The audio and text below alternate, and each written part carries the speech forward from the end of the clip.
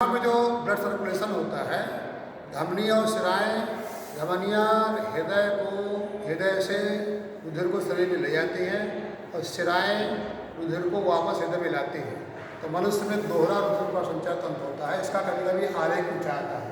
देखिए जैसे हृदय से जो फुफ्फुस धमनी होती हैं, फुफ्फुस धमनी फेफड़े रुधिर है, उसमें फेफड़ा, और वहाँ पर जो ऑक्सीजन हो जाएगा ब्लड, अर्थात उसमें ऑक्सीजन मिल जाती है तो होता है ऑक्सीहीमोग्लोबिन बन जाता है, शुद्ध रुधिर। फिर शुद्ध रुधिर फुफ्फुस से होती है, वो ब्लड को कहाँ जाएगी, बाएं हृदय में जाती है। एक हमारा सर्कल ये होगा, हृदय से फेफड़े में जाना, फेफड़े से फिर हृदय जाना, एक चक्र हो गया।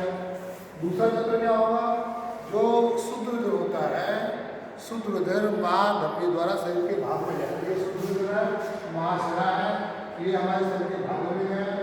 शरीर के भागों से एकत्र होकर के ब्लड पुनः हृदय पहुँचता है। इस तरह दो चक्र हो गए, एक ये चक्र हो गया, एक ये चक्र हो गया। तो मनुष्य में दोहरा रुधिर का संचरण तंत्र पाया जाता है। इसका कभी कभी चित्र पूछा जाता है। धमनी और शिरा में भी अंतर पूछा जाता है।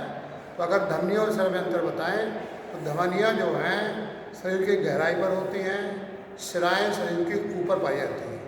दूसरा अंतर देखें, धमनियाँ मोटी और मांसल होती हैं, क्योंकि जो प्रेशर होता है ब्लड में तो उसको सहन करने के लिए धमनियाँ मोटी और मांसल होती हैं, शिराएँ पतली होती हैं।